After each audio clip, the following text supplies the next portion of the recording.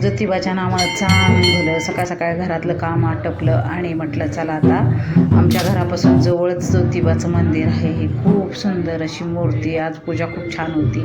डवऱ्याचं दर्शन घेतलं आणि ज्योतिबाचं पण दर्शन घेतलं. जरा वेळा इकडं तिकडं केलं, प्रदक्षिणा घातली. राजला घेऊन गेले होते.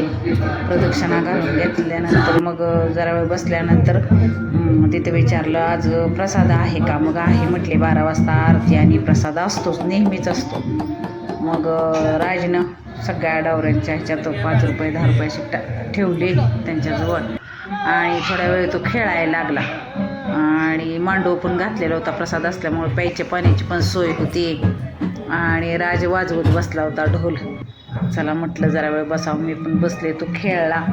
खेळून झाल्यानंतर दर्शनाला पण माणसं पण येत होती आणि नैवेद्य कोणाचं असेल ते पण. आणि असा राजा आमचा नाचत होता, नैवेद्य दाखवत होते. ज्योतिबाच्या नावानं चांग भलं.